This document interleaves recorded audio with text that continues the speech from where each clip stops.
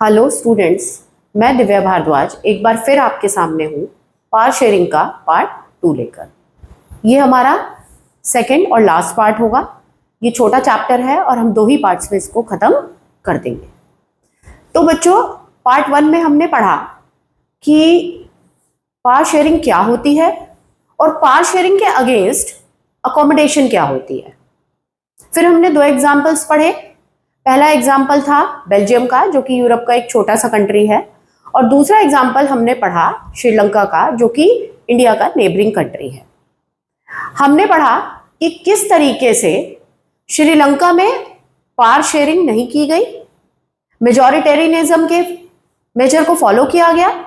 तो वहां पे क्या क्या हुआ आपने देखा, सिविल वॉर हुई। सिविल वॉर में बहुत सारे लोग मारे गए और इकोनॉमिकली और पॉलिटिकली श्रीलंका बहुत पिछड़ गया। जबकि दूसरा एग्जाम्पल जो हमने देखा बेल्जियम का, उसमें हमने क्या देखा, उसमें हमने देखा कि किस तरीके से बेल्जियम में गवर्नमेंट को अकोमोडेट किया गया according to the needs of people.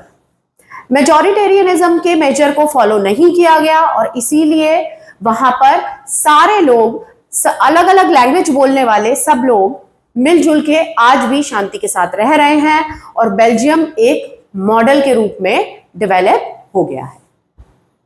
ठीक है, तो आज हम पढ़ेंगे आगे का पार्ट कि पावर शेयरिंग जरूरी क्यों है। अगर पावर शेयरिंग नहीं होगी तो क्या क्या हो सकता है, ये हम पढ़ चुके हैं। लेकिन पावर शेयरिंग डिजायरेबल क्यों है, ये आज हम पढ़ेंगे।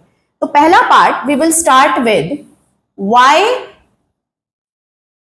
Power sharing is desirable.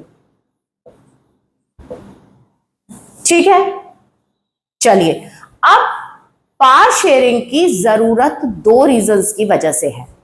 ठीक है, मतलब कि why power sharing is desirable, इस क्वेश्चन के आंसर को हम 2 पार्ट्स में डिवाइड कर सकते हैं।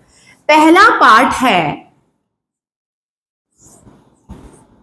Prudential reason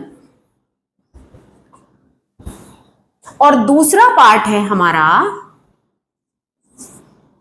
moral reason.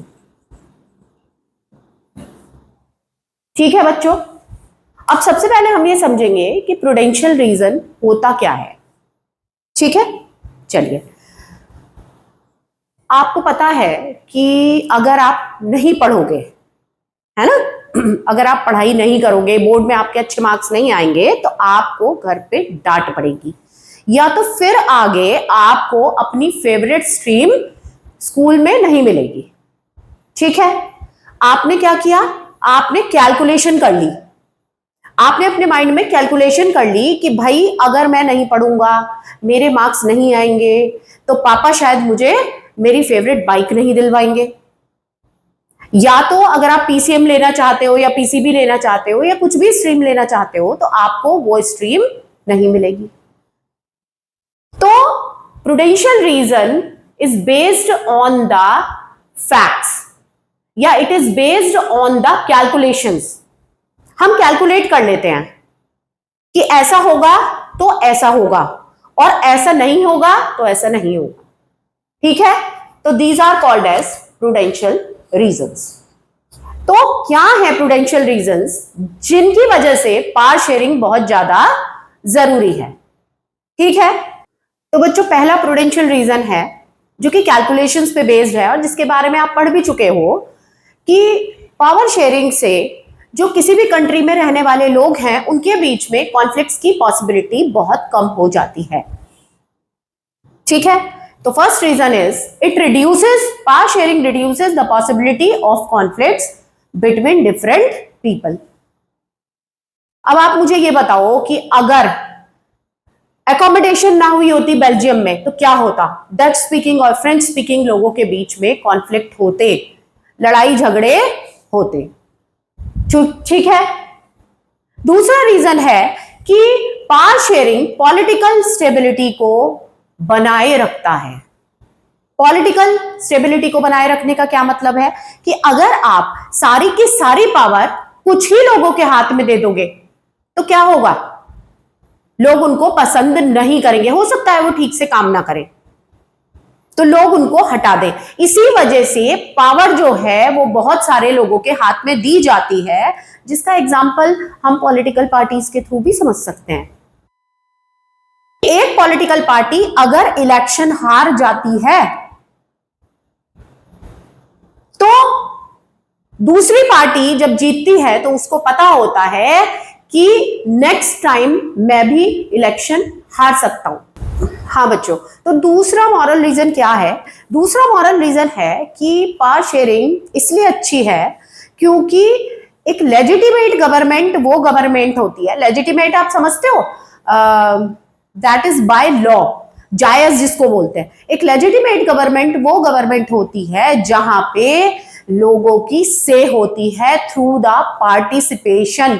यानी कि पावर शेयरिंग इसलिए जरूरी है, गवर्नमेंट और लोगों के बीच में पावर शेयर होना इसलिए जरूरी है जिससे लोगों की एक आवाज गवर्नमेंट तक पहुंचे और गवर्नमेंट कोई अपनी मनमानी ना कर पाए। This is the second moral reason of the power sharing. बच्चों अब हम कंटिन्यू करेंगे with forms of power sharing, ठीक है? तो फॉर्म्स ऑफ पावर शेयरिंग में 4 तरीके की पावर शेयरिंग होती है। पहली होती है वर्टिकल पावर शेयरिंग।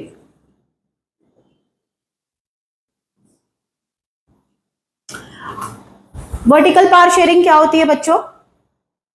जब पावर गवर्नमेंट के डिफरेंट लेवल्स के बीच में डिवाइडेड होती है। पावर किसी एक गवर्नमेंट के हाथ में ना होके गवर्नमेंट के जितने भी लेवल्स हैं उनके बीच में डिवाइड होती है, तो उस पावर शेयरिंग को वर्टिकल पावर शेयरिंग बोलते हैं। जैसे कि हमारे कंट्री में है, पहली लेवल ऑफ गवर्नमेंट है सेंट्रल गवर्नमेंट, दूसरा लेवल ऑफ गवर्नमेंट है स्टेट गवर्नमेंट और तीसरा लेवल ऑफ गवर्नमेंट है आपका लोकल गवर्नमेंट। अब आप ये देखो कि इन 3 फॉर्म्स ऑफ गवर्नमेंट में हमारे पूरे कंट्री में पावर डिवाइडेड है। सबसे ज्यादा पावर सेंट्रल गवर्नमेंट के हाथ में है जो कि पूरे कंट्री को लुक आफ्टर करती है। फिर उसके बाद स्टेट गवर्नमेंट के हाथ में है जो कि अपने स्टेट को लुक आफ्टर करती है, और थर्ड है लोकल गवर्नमेंट जो कि लोकल लेवल पे लुक आफ्टर करती है, जिसको कि हम शहरों में म्युनिसिपैलिटी या म्युनिसिपल कॉर्पोरेशन और गांव में ग्राम पंचायत के नाम से जानते हैं। This was our first form of power sharing. Now we come to another form of power sharing, that is horizontal power sharing. Horizontal power sharing. Vertical powers में हमने क्या देखा कि सेंट्रल गवर्नमेंट के पास सबसे ज्यादा पावर है, उसके बाद नीचे वाले लेवल के पास यानी कि स्टेट गवर्नमेंट के पास उससे कम पावर है, और लोकल गवर्नमेंट के पास सबसे कम पावर है। लेकिन ये हॉरिजॉन्टल पावर शेयरिंग क्या है? हॉरिजॉन्टल पावर शेयरिंग में गवर्नमेंट के अलग अलग ऑर्गन्स के बीच में पावर शेयर होती है। देखो, जैसे कि पहला ऑर्गन है गवर्नमेंट का लेजिस्लेचर, दूसरा ऑर्गन है गवर्नमेंट का एक्सक्यूज मी, दूसरा ऑर्गन है गवर्नमेंट का एग्जीक्यूटिव्स,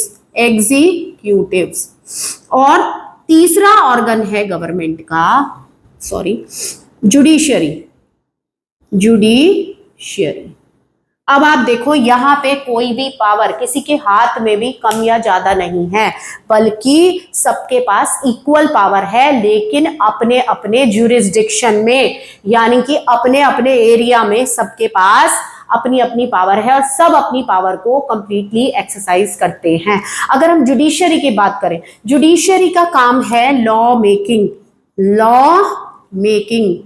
लॉज को बनाना जुडिशरी का काम है। और लॉ मेकिंग में ना तो एग्जीक्यूटिव्स और ना ही जुडिशरी कोई इंटरफेरेंस करते हैं।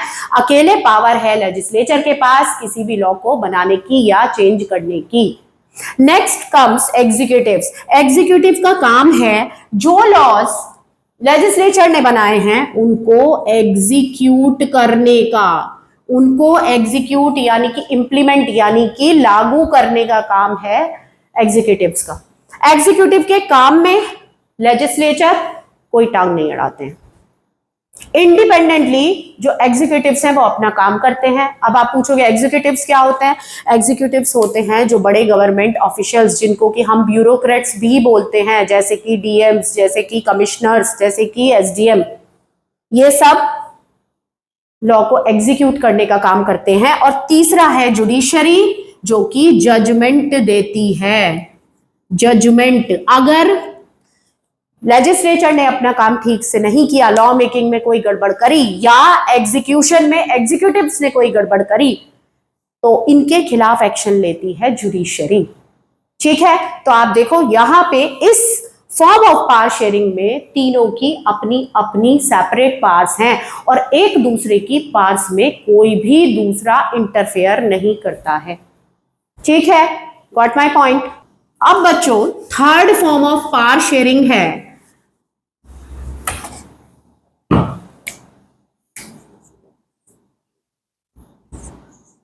Power is shared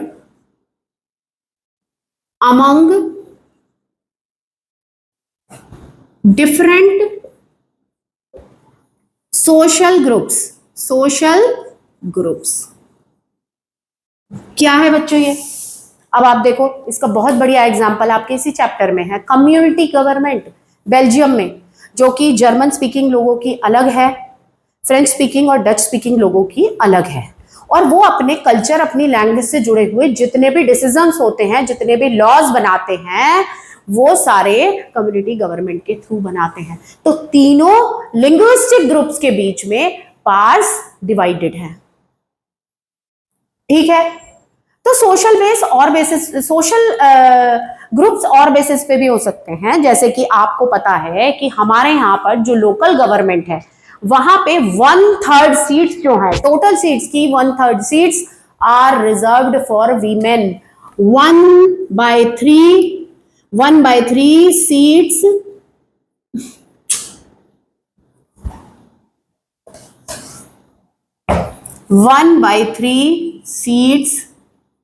are for women. This is a very good way of power sharing between men and women. In fact ये स्टेट गवर्नमेंट और हमारी पार्लियामेंट्री फॉर्म ऑफ गवर्नमेंट में भी होना चाहिए ये सिस्टम। इसके अलावा एक और चीज है बच्चों, अगर हम रिजर्वेशन की बात करें तो आप देखो कि पहले क्या होता था कि जो एससी और एसटी क्लास होता था, जो कि इकोनॉमिकली बहुत ही बैकवर्ड था, ठीक है, उसको ना तो गवर्नमेंट जॉब्स मिलती थी अच्छी और ना ही उसको गवर्नमेंट यूनिवर्सिटीज में, गवर्नमेंट इंस्टीट्यूशंस में एडमिशन मिलते थे। लेकिन उसके बाद आया रिजर्वेशन। रिजर्वेशन ने बच्चों क्या किया कि पावर को शेयर कर दिया, यानी कि जनरल कैटेगरी के बच्चों के साथ आज जो इकोनॉमिकली वीकर सेक्शन था सोसाइटी का, उनको भी जॉब की और एजुकेशन की अपॉर्चुनिटीज मिल रही हैं। तो this is a very good way of power sharing. ठीक है, और last form of power sharing है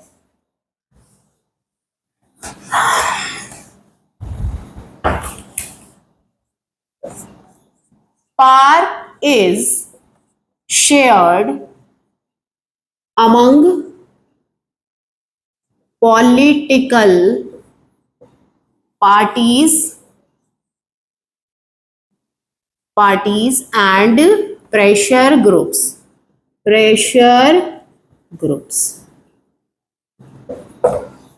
अब आप बताओ मुझे, आपके कंट्री में क्या किसी एक पॉलिटिकल पार्टी के हाथ में पावर है? नहीं।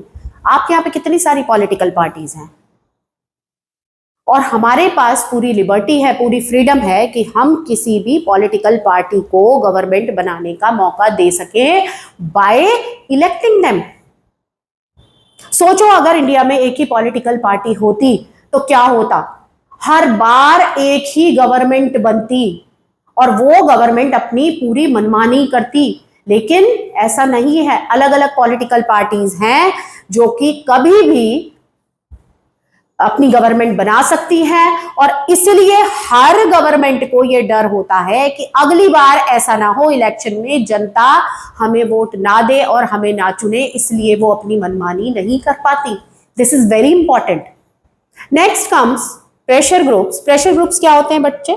प्रेशर ग्रुप्स होते हैं कुछ ऐसे ग्रुप्स जो कि किसी भी एक पर्टिकुलर इशू को लेके गवर्नमेंट के ऊपर प्रेशर बनाते हैं। जैसे कि अभी कुछ साल पहले एक लॉ बनाया गया था कि जो लिकर शॉप्स होती हैं वो हाईवेज पे से हटा दी जाएंगी, और वो हटा भी दी गई थी। क्या हुआ था कि एक सज्जन थे, उनके बेटे का एक्सीडेंट हो गया था इसी तरीके से। He bought the alcohol from highway, he drank it and then he drove his car and unfortunately he met with an accident। तो ये बहुत ही सैड था। तो उन्होंने गवर्नमेंट पे प्रेशर बनाया कि फ्यूचर में किसी के साथ भी ऐसा ना हो, तो जितने भी हाईवे की साइड की वाइन शॉप्स थी उन सबको हटा दिया गया था, और इसका एक नहीं बहुत सारे एग्जाम्पल्स हैं। तो इस तरीके से ये 4 फॉर्म्स हमने पावर शेयरिंग की पढ़ी, जहां पे power sharing is utmost desirable. ठीक है बच्चों, तो ये आपका चैप्टर पावर शेयरिंग खत्म हो गया। आई होप कि आपको ये चैप्टर अच्छे से समझ में आया हो। ठीक है, तो thank you. Please like, share and subscribe my channel if you want to watch more videos like this। And very soon, please remember, very soon I will make videos of acid, bases and salts as well। I hope you will like it। Thank you so much। Keep rocking। Bye students।